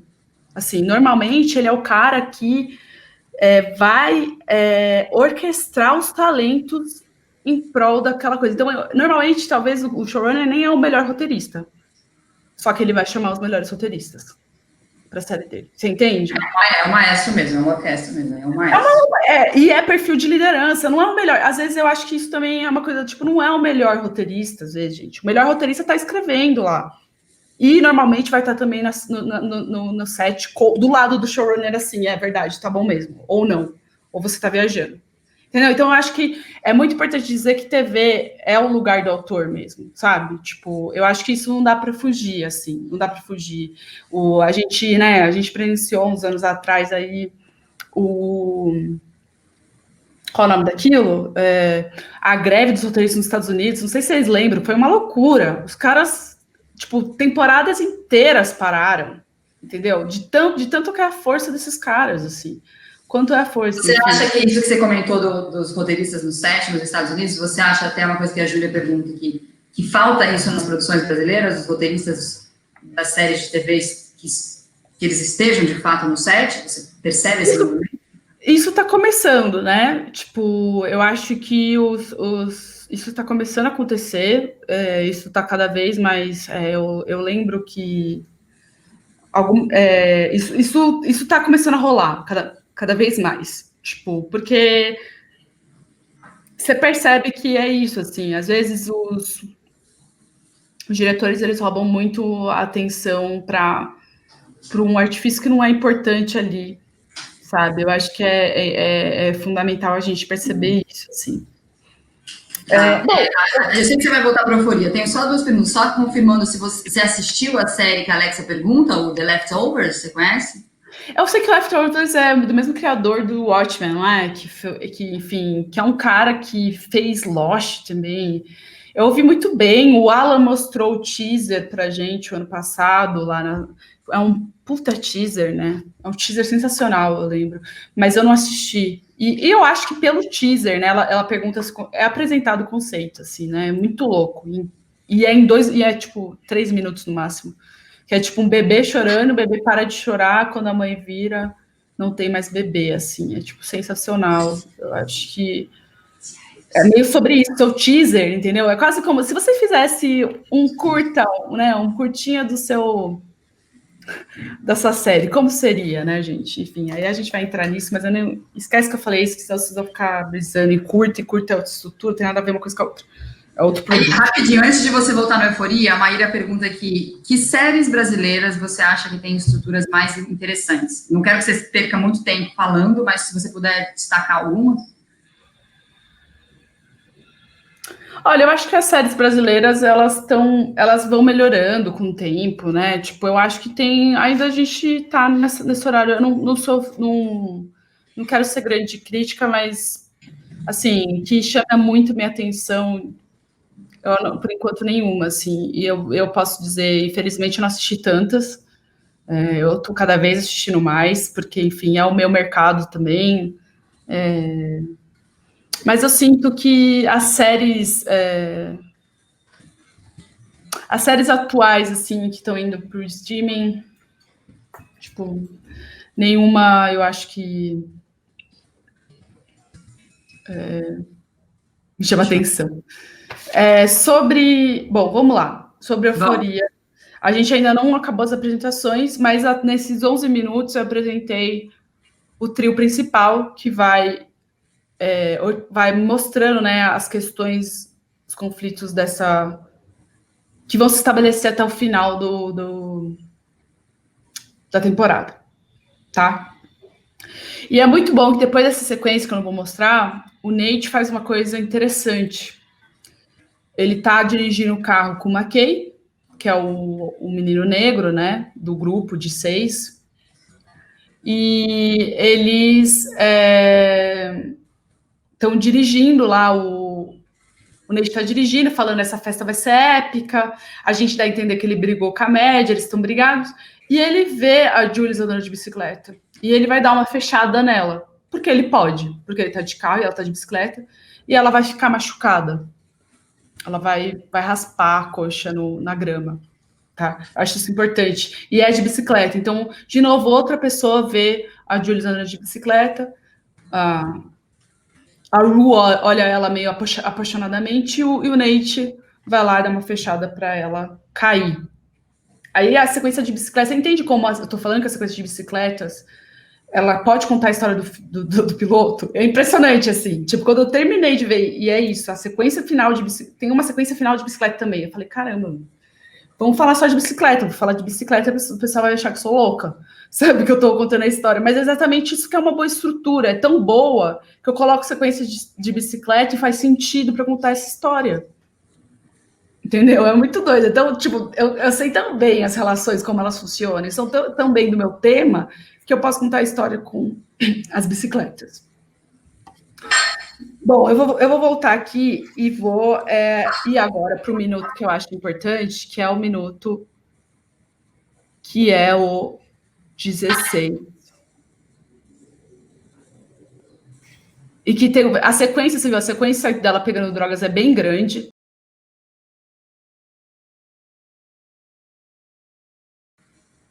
Então, nos 15 minutos aqui do piloto, é o primeiro obstáculo, né, dela usar droga. Ela já usou, na verdade, né, tipo, ela teve uma conversa com o traficante, o Fesco, ele meio tentou falar para ela usar, ela usou, e aí que é a primeira vez uma pessoa, né, um intimate opponent, vamos dizer assim, né, não um antagonista, porque a mãe dela quer o bem dela, na verdade, né, mas não quer o que ela faça, o que ela quer fazer. E ela vai dar filha, você só vai sair daqui depois que você fizer o exame de drogas, e ela vai fazer aquela digressão que acontece durante a Euforia inteiro, que posso fazer várias alternativas aqui.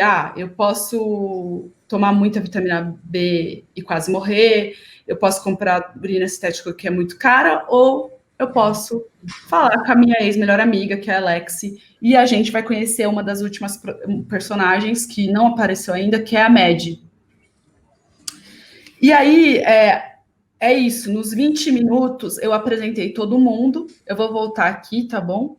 Eu apresentei todo mundo, e nos 20 minutos aparece a questão que a Ru, ela o que ela fez com a família dela, sabe? O que ela prejudicou aqui, que a irmãzinha dela pegou ela em...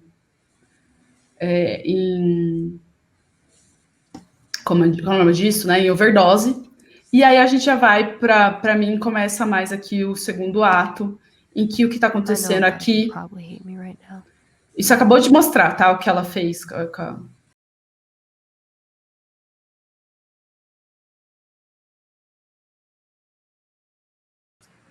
essa sequência aqui é a sequência da Jules se preparando para fazer o quê? A Jules, eu não esqueci dela, ela está... ela foi convidada pela Cat para ir para a festa, mas ela dá um para trás porque ela vai o quê? Encontrar o cara do app. Ela nunca verbaliza muito, a Jules não vai verbalizar nesse episódio o que ela quer, mas é meio se enturmar, conhecer a cidade, né? Eu acho que pode estar dentro disso, porque ela não quer ir para a festa, ela não vai, ela está se arrumando agora para ir para conhecer o cara do app. E para mim, essas sequências de bicicleta a seguir são as mais assustadoras, né? É quando parece que a gente está no filme de terror, que é essa menina loirinha numa bike numa cidade sem luz, e ela tá indo, e aí tem essa grande questão que tá todo mundo pensando. Ela manda mensagem pro cara e fala: meu, você não é um assassino, né? Pelo amor de Deus. Você fala: ai, meu Deus, ela vai entrar naqueles hotéis em que a gente vê em todo filme americano de serial killer, ela vai entrar. E ela entra. Nesses 20 minutos, gente, foi apresentado, tipo, os quereres dos personagens até agora, né? Então, lá naquele comecinho, que é a apresentação, que eu acho que é mais ou menos 8 minutos, a Rue, ela quer não ficar sóbria. A Kate fala já, a gente já tá dado. Mas eu acho que ela vai ter um flashback, que ela quer perder a virgindade. A médica fazer ciúmes pro Nate. E o Cassie e McKay querem ficar juntos. Isso eu já falei, mas é só pra gente lembrar um pouco, porque eu acho que isso é importante. E aqui eu acho que a gente vai para um lugar muito importante, que eu acho que é muito legal de ver, que é a cena 24, que ela vai brincar com aquelas outras duas cenas que eu mostrei, que eu acho que é sobre o tema da série. Não é sobre... Eu acho que é o arco que tem a ver com essas meninas, e é o arco que tem a ver com a Julie chegando também.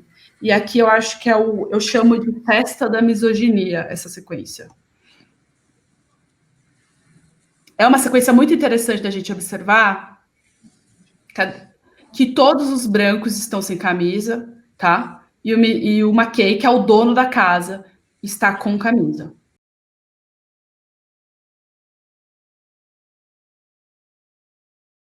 Então, para mim, eu acho que é a festa da misoginia, eu marquei esse segundo, ele está quase no meio do episódio, em que a gente entende que existe esses garotos, assim, eles estão, eu acho que é meio uma nuvem de tipo, isso existe, essa galera existe que pensa assim. E a Rue, ela rebate, né, ela faz essa digressão, né, de tipo, meu, ó, nude é a moeda do amor, o que vocês estão falando? É assim que funciona, por que vocês estão fazendo slut shaming com essa menina? Não tem nada a ver. E o McKay, ele tá tipo, meu, eu gosto dessa menina, na verdade. Mas ele descobre pelos machões aí que ele não pode ficar com ela porque ela é uma puta, né? Eles chamam ela disso.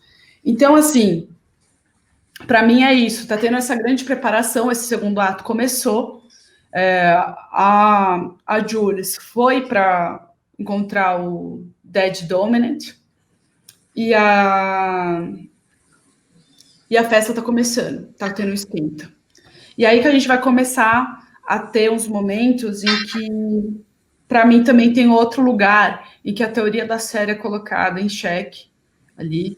E eu acho que basicamente, eu não vou voltar porque eu não quero que caia e eu quero abrir para perguntas logo, que é nos 32 minutos, mais ou menos, quando acontece o sexo da Jules com o cara do app e ela mente a idade dela. Então, acontece isso, é um sexo de um homem mais velho, com uma menor de idade, e ele fala assim, a geração de vocês não respeitam as regras e vocês são muito livres. Eu nunca vou poder ser que nem vocês. Então, ele fala, eu tenho uma inveja do que vocês são, né? E é muito louco, porque eu acho que esse personagem, eu tava falando, nossa, ele é um boomer, né? Ele é que geração que ele é? Ele é, sei lá, eu acho que de idade ele é geração Y, mas de mentalidade ele é um boomer, sim, sabe? Ele é meio... Então ele fala pra ela que tem inveja dela, né? Ela é uma menina trans, porque ela é livre, que ele vai fazer e ele vai aproveitar aquele minuto com ela e acontece um sexo que é consensual, mas é violento. É muito esquisito, né? E depois a gente vai perceber que não é consensual, porque ela é menor de idade. Seguindo por aí, a Ru, nos 35 minutos, ela tem a noite estranha, ela fala, ó, agora vai começar o rolê esquisito, em que tem uma cena muito bonita, que eu acho que é muito icônica, em que a câmera, ela dá uma cambalhota, né? E a Ru usou uma droga ali para continuar na festa. E tem um momento em que a personagem da Kate, que ela é gordinha, a gorda, ela tá só ela e os gêmeos. E esse momento da série vai para ela justamente porque a Julie está tentando ligar para ela para ver se a festa tá rolando, porque ela saiu do encontro do cara lá. E ainda tem uma sequência de bicicleta que é um pouco tensa também, ela voltando, indo para a festa. E a Kate tá com os caras, e os caras tá com os dois gêmeos que a gente viu, e tá com outro cara que apareceu ali naquela cena do nada. Parece que ela tá só com gêmeos, e quando o cara fala, parece que ele tá lá. Em que eles ficam provocando ela para ver se ela realmente é uma menina libertária, que ela disse. Então tudo bem, se você é isso mesmo, tira a roupa, e ela tira o parte do top dela, naquela provocação adolescente ali, jovem. E ela tá com uma questão, desde o começo do episódio, que ela quer perder a virgindade. E até tem um flashback, né, da Jules falando pra ela, cara, a gente não tá nos anos 80, você tem que perder a virgindade, não dá pra você continuar assim.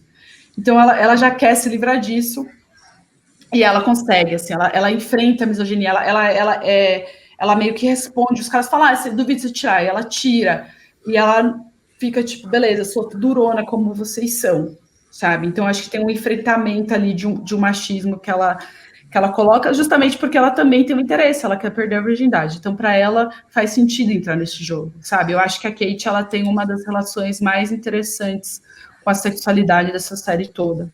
Até porque o terceiro episódio, que é o dela, que eu acho que é um dos melhores que tem, em que ela vai virar uma Kangirl, né? E aí, tem de novo um momento da Ru, em que ela vai conversar com o drug dealer dela, o traficante, e eles vão falar, você tem que largar as drogas, e aqui fica um pouco mais melodramático, ela fala, né, do pai dela, das drogas, que as drogas dão esse lugar de novo, ela fala de novo, eu não sinto nada com essas drogas, e é assim que eu quero ficar pro resto da minha vida, não sentindo nada, porque esse mundo, as coisas que eu sinto, é muito ruim. E para mim, ela ser a narradora faz muito sentido, porque ela está sentindo todas essas estruturas que eu estou mostrando, eu acho que essas cenas que são emblemáticas, e a que eu não mostrei, que eu acho que é da Jules, que eu acho que é muito forte para a gente ver, e enfim, não vamos botar para isso, elas estão mostrando essa grande questão de, tipo, desse machismo muito forte nessa cidade, tipo, muito forte com esses homens praticando esse tipo de coisa, mesmo as meninas tentando se posicionando. A gente vive uma sociedade que, mesmo você posicionando do jeito que você quiser, é o patriarcado, é o capitalismo, não tem muito jeito. Ana Júlia, desculpa interromper, a Cibele Amaral comenta aqui, ela fala assim, eu não dei conta de ver Euforia, não passei do piloto, achei muito pesado, fiquei com medo de ter pedofilia e tal, afinal, vale a pena? Ou é por aí? Esse piloto não pode também ter esse efeito de afastar um público que talvez fosse potencial, mas talvez por ser muito forte, as pessoas, não é isso que eu quero? Eu acho que séries que abordam questões de violência tem isso, né? Tipo, por exemplo, eu preciso ver Chernobyl, eu não consegui até agora, porque eu acho que é um desastre que aconteceu e foi real. Para mim, quando eu tenho uma coisa mais ficcional, eu fico... Ficcional, não é mais baseado no real, eu fico não querendo... Sei que é tragédia, eu não quero ver.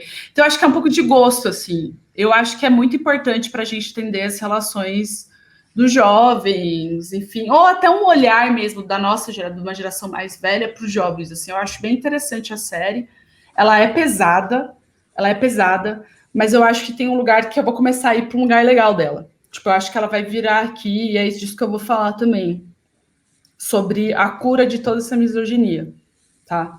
E que eu sinto que eles trazem. E é isso, aí tem nesses 40 minutos dessa, a gente tá chegando para os 10 minutos finais, a Ru vai falar que tomou Valium líquido pela primeira vez quando ela era criança, quando ela teve uma crise de ansiedade com os pais, e se sentiu muito bem. E aí, nos 44, tem um embate Nate e Mad. A Mad, que é a bonitinha da série, a que seria popular, ela meio que tá fazendo ciúmes pro outro na festa, e ela vai transar na piscina com o cara, ou vai simular um sexo. Ela simula, e isso deixa o Nate muito irritado. E o Nate vai pra cozinha, e adivinha quem tá na cozinha? Acabou de chegar, a Jules. A Jules acabou de chegar na festa, ela tá se servindo de drink, e o Nate dá de cara com ela. E ele fala uma frase que eu anotei, e ele fala assim, eu sei o que você é. E ele fala, ele chega pra todo mundo e fala, alguém conhece essa menina? Tipo, ela veio com quem? E a Jules fica com puta medo desse cara enorme pra cima dela. Ela fica meio, meu, que saco, que droga, né? Tipo, isso tá acontecendo comigo. E ela faz um negócio que eu acho muito emblemático, ela corta o próprio pulso e fala, e marca ele com o sangue dela, tipo, coloca o sangue dela nele e fala, eu sou invencível, você não mexe comigo. E para mim é um embate disso. E adivinha quem está assistindo todo esse espetáculo junto com a gente? A Ru. É muito bom, tem tudo isso, tem essa cena de tensão em que a Jules vai para cima dele e a Ru fala assim, nossa, tipo, ela segue a Jules. Ela fala, meu Deus, eu preciso ser amiga dessa menina, eu preciso conhecer ela mais. Ela trouxe o que parece que ela trouxe o frescor, parece que é isso, ela reagiu a alguma coisa naquela festa, ela reagiu a alguma coisa naquela cidade pela primeira vez, e a gente viu no começo lá com a bicicleta que ela virou o pescoço para Jules, e ela tá reagindo de novo. Então, aí nesse momento a Cat encontra uma das amigas dela lá, uma personagem que não é protagonista, e ela fala, meu, você não viu o barraco, e aí a Cat fala, não, eu perdi a virgindade, ela fala, parabéns, rolou. A Cassie, que é a menina loirinha que a gente estava vendo, ela tem um momento de sexo com uma Kay que vai para um lugar meio violento, mas eles têm uma conciliação, porque eles querem ficar juntos, e a gente dá para entender que uma Kay, mesmo com todo aquele discurso da festa da misoginia, vai ficar com ela porque ele gosta dela, e eles vão conseguir ter, enfim, aí isso é ao longo da série. Então, uma Kay e a Cassie conseguem ficar juntos. E aí tem um momento final da série que acontece o quê? Um passeio de bicicleta, em que a Ru apoia o pescoço na Jules, e ela abraça a Jules. E elas têm um passeio bonito, tipo, que parece a primeira vez que a Ru vê a Jules. Então elas têm esse momento, e você entende que a Ru está sentindo alguma coisa. A Ru está alterada, né? Está não sabendo lidar com aquela menina, com aquela presença. E ela faz uma coisa muito bonita, que é na casa da Jules, a Ru meio tenta... Gente, imagina escrever isso, né? Imagina, não, e aí juntas elas limpam o machucado. Parece uma coisa muito brega, mas tipo... sabe? Mas funcionou na tela, entendeu? Tá lá elas meio uma limpando o machucado da outra, machucadas. E aí o que ela faz? Vamos usar droga? E aí acaba o episódio. Então elas usam droga juntas, e que esse momento que elas usam a droga juntas, pela linguagem da série, fica aparecendo durante o episódio inteiro, elas numa cabana, tendo uma brisa sinestésica, né? É basicamente essa análise que eu queria trazer, e eu acho que é exatamente sobre isso. Porque a Ru, é isso, todas as meninas transam, diferentes tipos de relações sexuais, que vão de consensuais a totalmente não consensuais, e de um jeito que não é óbvio, igual a May Destroy, não é aquela coisa tipo, é o cara do beco. Não tem o cara do beco aqui, entendeu? Porque a relação de estupro é exatamente sobre também como pessoas conhecidas fazem esse tipo de violência, homens conhecidos praticam isso, né? Homens, pais de família. E tem uma coisa muito, muito... Eu esqueci de falar do piloto, que é fundamental. o Nate volta de casa, né, para casa da festa, e a gente descobre que o cara do app que estava com a Jules é o pai dele. Então, o pai de família é o invejoso de uma menina trans. Então, assim, para mim, você entende como esse piloto é uma obra, tipo, fechada, a gente pode assistir ele e nunca mais assistir a série, não tem problema nenhum, mas você entendeu sobre o que eu tô falando. Eu tô falando sobre uma menina que é uma geração mais moderna, mais livre, com outras questões de gênero, muito mais libertária, e essa cidadezinha estruturada, né, nesse menino que ele é literalmente filho do machismo, né? O Nate é o filho do machismo e ele é a encarnação do machismo.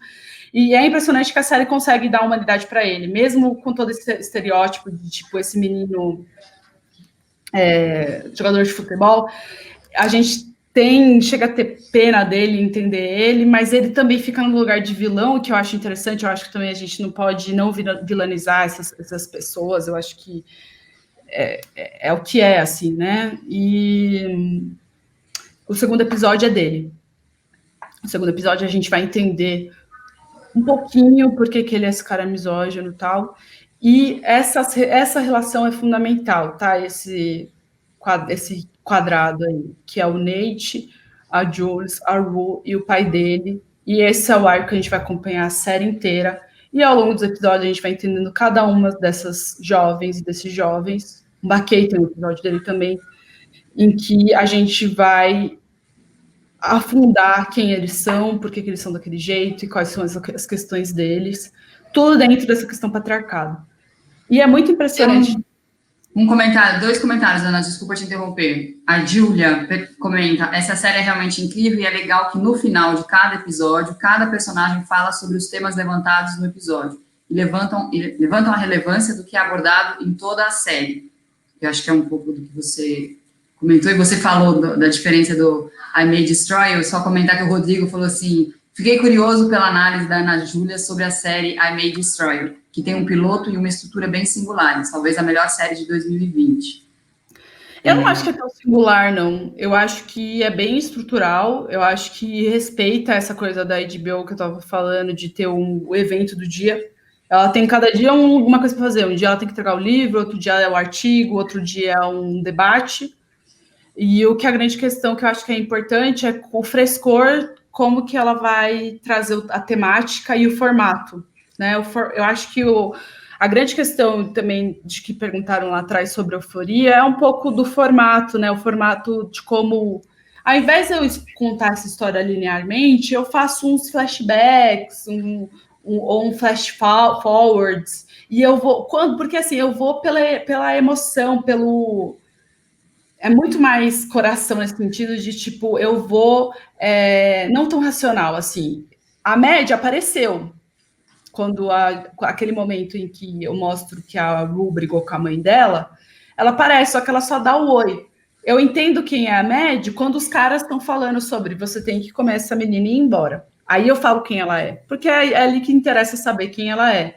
Porque senão ela ia ser só mais uma menina que bonitinha que um cara misógino tem que comer, entendeu?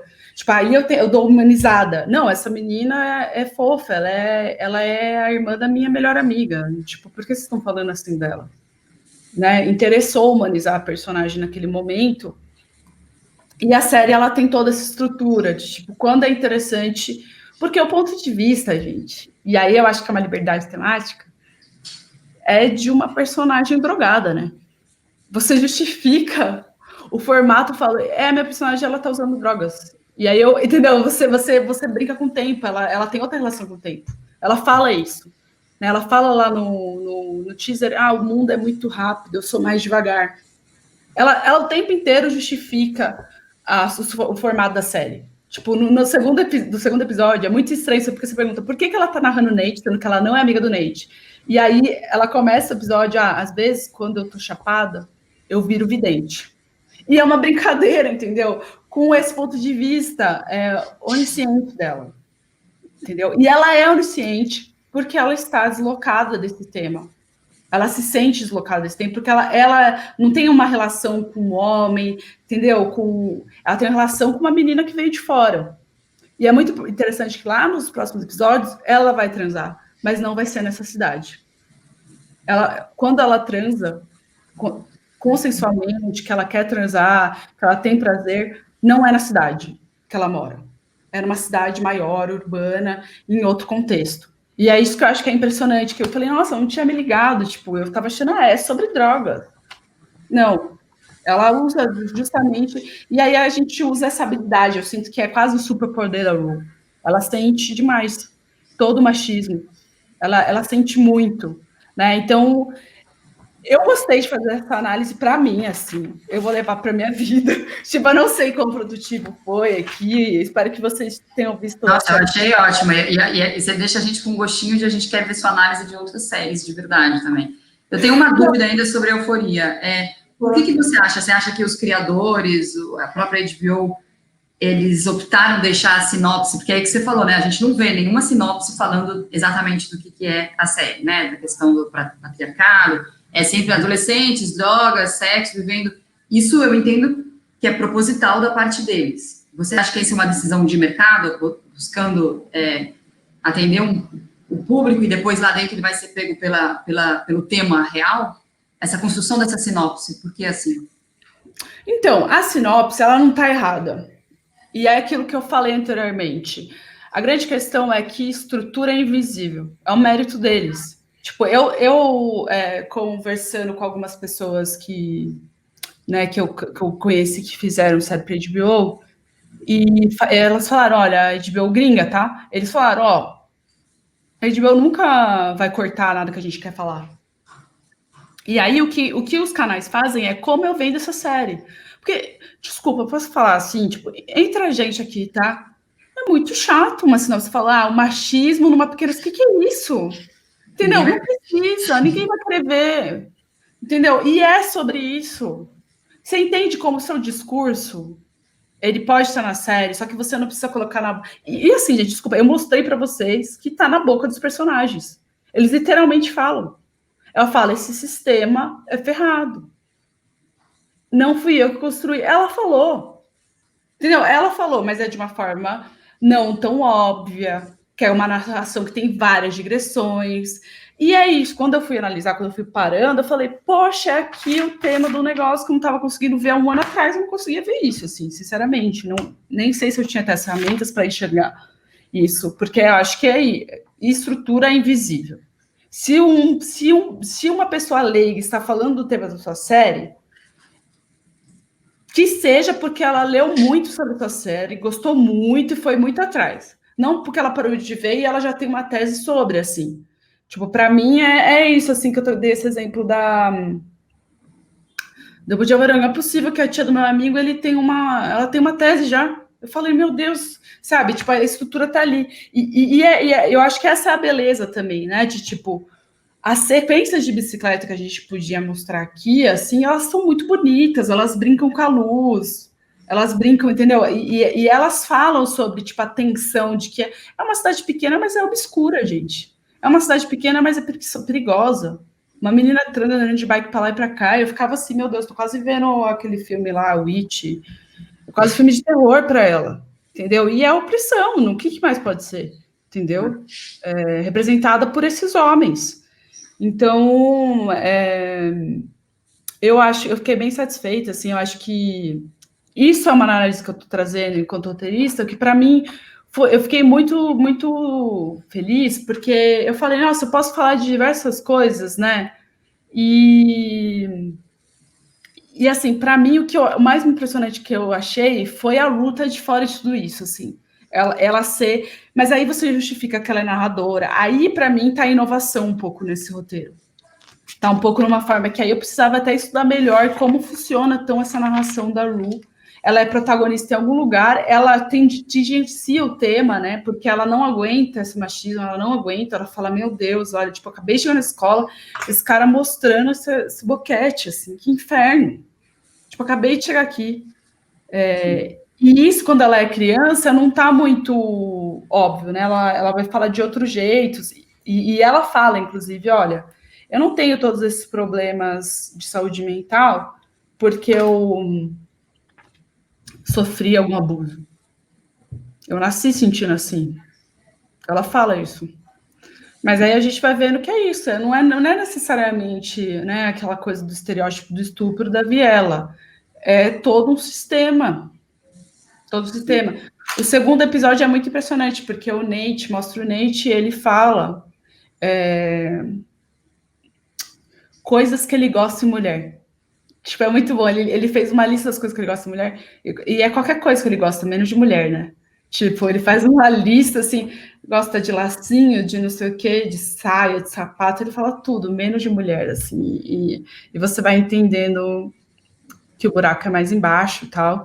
E tem a ver com sexualidade, com identidade de gênero, enfim. Muitas coisas, né? A série fala de muitas coisas. Não sei se alguém tem alguma pergunta aí. Bom, o pessoal aqui que adorou, a Júlia falando, adorei muito, parabéns pelo trabalho. O Rodrigo comentou, curioso para ver a sua análise de outra série.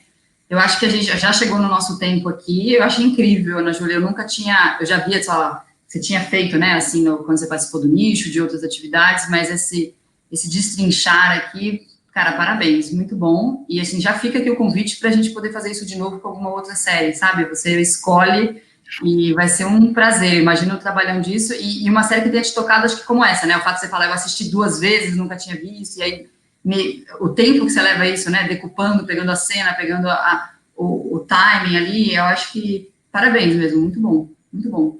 Obrigada, que eu espero que vocês tenham aproveitado mesmo. Eu estudo isso, né, com a galera que eu faço o grupo de roteiro. Às quartas-feiras à noite, de La Marieta, a gente se encontra num Zoom e a gente traz nossos projetos, que a gente discutiu muito sobre séries e tal. O pessoal até queria participar, mas eu não sei pelo horário, muita gente trabalha. E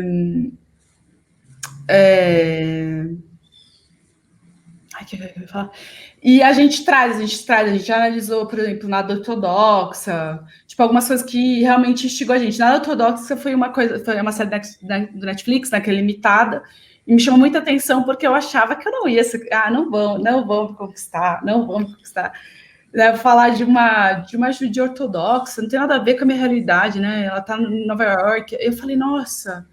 E eu fui assim, assisti 4 horas, fui levada. E a gente analisou, por exemplo, essa, enfim, várias coisas. Muito bom. A gente está super chegando no tempo aqui, o pessoal comentando, o Vitor, amei a análise, sou super fã da série, adorei os pontos trazidos, o Felipe, uma pena, pouco tempo, adorei a análise. A Maíra fez uma pergunta, se você puder responder, enfim, a gente não se estender muito, mas não é nem sobre a série, ela escreve assim, noto que meu processo de escrita começo achando que estou tratando de um tema, mas no fim entendo que é sobre outra coisa. É isso mesmo? Quer dizer, isso acontece? Olha, eu acho que pode ser, porque a escrita é um processo de revelação, né? Tipo, a gente vai adentrando, e às vezes isso, às vezes você acha que é sobre um personagem, mas na verdade é sobre uma cidade. Acho que é o processo de escrita. Mas eu acho que é muito importante, em algum momento, definir isso muito claramente, principalmente se você está num roteiro de sala, uma sala de roteiro, e você tem que ter outras pessoas para contribuir com você. Porque imagina, né, tipo, 4 pessoas escrevendo, aí de repente cada um vem, putz, a gente estava escrevendo, achei que era sobre outra coisa. Entende o que eu quero dizer? Tem um momento que isso tem que estar bem definido, não precisa ser, tipo, é isso, tem lá, né, quando a gente faz tem várias fichas de série, né, que a gente vê, que tem os métodos de trabalho, tem vários métodos, e eu sempre falo para tomar atenção com métodos que vêm muito de análise de sucesso, né? Porque é isso, analisar é uma coisa em que a gente pode se fortalecer e se inspirar, mas escrever é outra. Ferramentas de escrita são outras, né? Porque são processos diferentes. E aí,